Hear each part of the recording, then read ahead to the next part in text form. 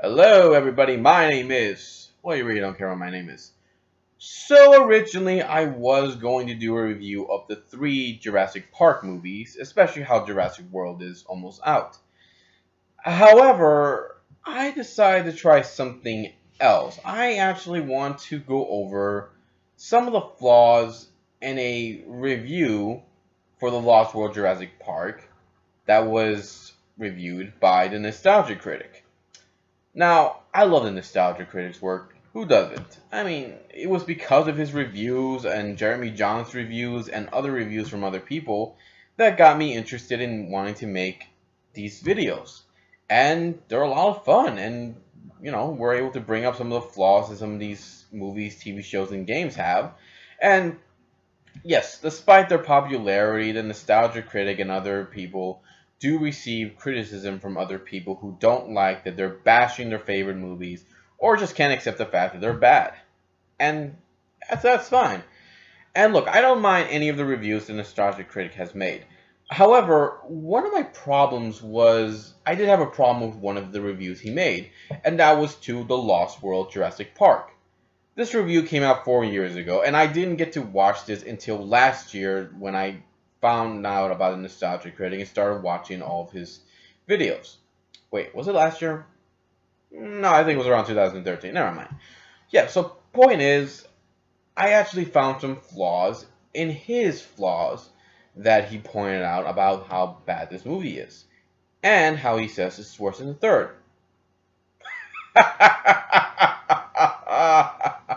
Saying this movie is bad as the third. Oh, Nostalgia Critic. Not even close. Not even close. Don't ever joke around about that. So, let's take a look at the flaws that the Nostalgia Critic made about this movie. First off, the problem I had was how many people died in the first movie. Now, in the second movie, Jeff Goldblum's character, Ian Malcolm, mentioned 3 people died on the island when he was having this little argument with the nephew of John Hammond, the one in charge of the company that made the dinosaurs, and how he was removed from power by his own nephew. Yeah, I think I said nephew before, whatever. Anyways, a Nostalgia Critic pointing out that 5 people died on the island. The first was the gatekeeper from the opening of the Jurassic Park movie. The second one was Wayne Knight's character, who was the hacker that caused the system to shut down. The third, I believe, was the lawyer. No, yeah, that was the lawyer. I think everybody remembers that. The fourth was Samuel L. Jackson's character that got killed by the Velociraptor. And the fifth is Bob Peck's character who, like Jackson and the gatekeeper, also got killed by the Velociraptor. So yes, technically 5 people did die on the island. However, since we're looking through this from the movie's point of view, is that Jeff Goldblum's character, I'm sure, didn't know about the other 2 people that died. Like, first, the gatekeeper. Because, well, I'm pretty sure John Hammond didn't want to tell him or any of the experts that were coming to the island that somebody died. And that he's trying to get them to be okay with the island so he can open up his park despite the fact that someone died. Yeah, I'm pretty sure that no one ever mentioned that to him. So, technically, to him, 4 people died. However, Wayne's character, the hacker, left the facility while the guests were out in the vehicles looking around the park. So, he was the reason that the whole park got shut down and that the dinosaurs got loose. So they never mentioned that he got off the island, and they all assumed that he did anyways. And they didn't bother looking for him since, well, they thought he got away. Even though we know he got killed on the island and got eaten by that dinosaur that attacked him. So technically, through the point of view of Goldblum's character, he got it right. 3 people did die on the island. And we know that 5 people died on the island. But to the characters, only 3 of them died. And the only ones that do know how many died are the people who are covering it up. So that's one flaw. The second is when we saw Jeff Goldblum's character, Ian Malcolm's daughter, who, a Nostalgia Critic mentioned, is the only daughter of Malcolm. And he even reminded us about how Malcolm had other kids and asked why the movie threw this in. Okay, so either he forgot this or doesn't remember, or did remember but didn't bother to mention this anyways. But Goldblum's character did point out in the first movie that he was looking for another wife to marry, hinting that he had other wives before. So we can assume that he had other kids before too, but they're probably living with their mothers. Also, I should point out the fact that Goldblum's character never, and I checked this, I watched the movie again, never mentioned in any scene or in the scene when the dog came in that she was his only child. Not one mention. So again, critic probably knew this or not, but yeah, this is another flaw with his review. So let's continue, shall we? With the third flaw, with the Nostalgia Critic making fun of Pete's character as Roland Temple, who's this big game hunter that has been hired by the evil company, led by the evil nephew that took the company away from his uncle, so that he could go and capture these dinosaurs and bring him back to the mainland. Now, the Nostalgia Critic made fun of Pete's character because he didn't know the name of the dinosaurs. He's leading the group of armed men to capture these dinosaurs, and he doesn't know the name of the animals. Now, this is a flaw with the critics' review, because before the second island was discovered, or even the first one, no one knew dinosaurs were brought back to life. No one. So, yeah, there would have been no point in anyone, especially this hunter, learning the name of the dinosaur, especially in the short time they had. From what I saw in the timeline, when Goldblum finds out his girlfriend is on the island and how the corporate bad guys are gathering their forces together to go on the island, that they wouldn't have time to learn all the names of the dinosaurs. They had to get a pamphlet for these guys to identify the dinosaurs, and even brought in dino experts to help them out.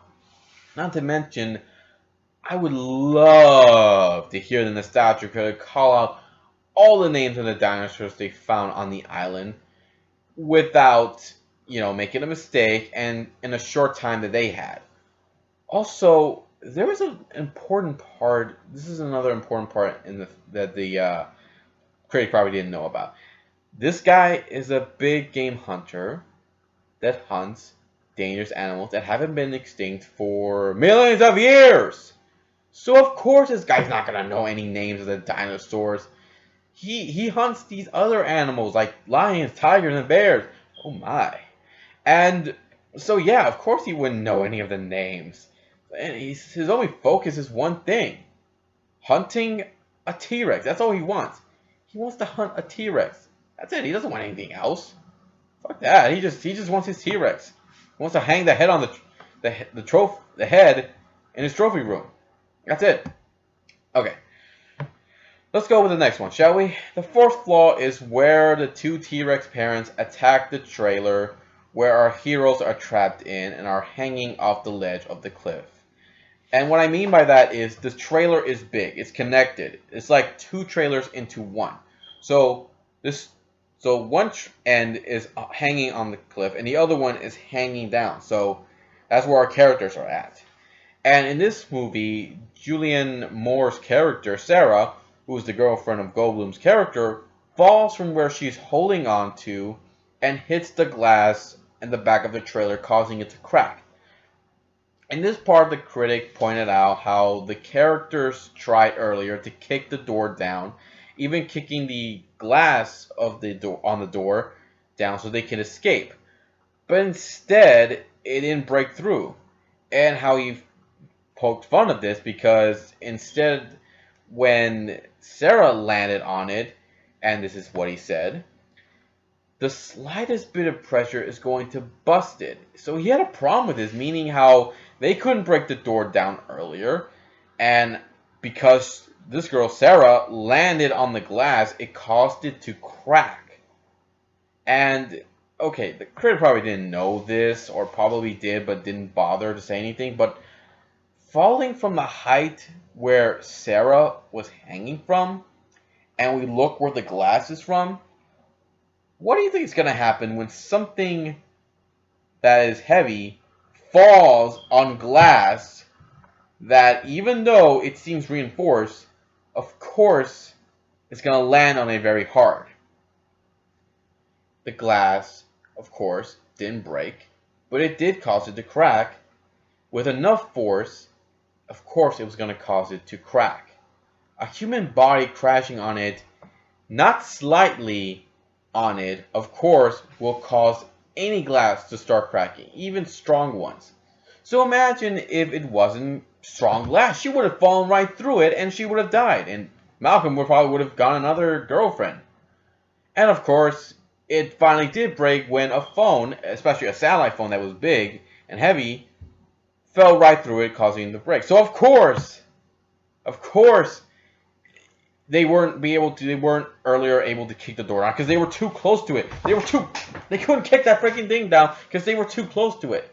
Now, if they had something heavy and they could break that thing, yes, that would have worked. But yeah, Sarah, from the height she hit the glass, that is not the slightest force.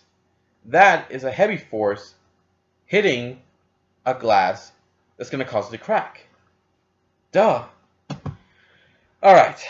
The next flaw, and I think this is the biggest flaw that the critic had in his review.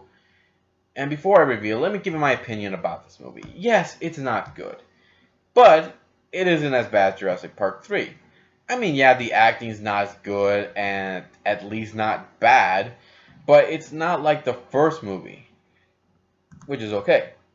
Then, of course, we have the time, which, of course, is long, but hey, we never got to see more dinosaurs in the first one. We focused so much on the humans. And I love the dinosaurs. I love dinosaurs. So seeing more in this movie, that was fun for me. And I'm a fan. So bring in more dinos. And hey, look, they were able to even bring the dinosaurs to the mainland. How many chances are you going to get to see a T-Rex in a populated city causing so much chaos? I especially love how the T-Rex took down that bus, causing the crash in that video store. It was fun. And of course, we can't forget how, despite having weapons and having a large number, the humans didn't have a chance against the dinosaurs, especially against the Velociraptors. How they're running through this long grass at night, thinking that they're safe, but the Velociraptors take each one down one by one. That is just pretty cool. I love one scene where this guy is running around, turns around, screams, and see the Velociraptor jumping on him, and okay, I liked it. I thought it was cool, but yeah. So yes, the movie is not a big successful sequel, at least to the fans. But hey, it is way better than the third one. Come on. And of course, we have the biggest. Now we get to the biggest flaw that I have with this review. The biggest one that the Nostalgia Critic should have pointed out and should have brought in for his review.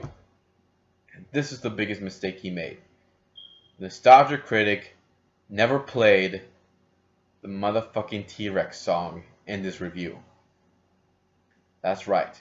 Not once. Not once did he do that. That was the biggest mistake he made. I mean, the first one, he got to bring in the T-Rex, which was such a badass. I mean, that song being played in the background, oh man, that was awesome. And the sequel, we got two motherfucking T-Rexes, parents. And you don't play that song? Why? I don't know why he didn't do that, but hey, we had that big opportunity. He had the perfect opportunity to do that, but he didn't. He didn't do that, but he did play it for the third movie, where we know the T-Rex got killed by that stupid long beak. Oh. Well, yeah, I mean, seriously, dude, you had that opportunity. Yeah, they practically gave you the opportunity to do it, but you didn't. Shame on you, critic. Shame on you. But again, I still love your work, so. That's it, everybody. If you have a different opinion about this, leave some comments and let me know what you think, and I'll be here next time to give you more love and more entertainment. So, yeah. So, take care, and see you next time. And critic, no hard feelings, I hope. It's one of the flaws. Okay, so, yeah, bye.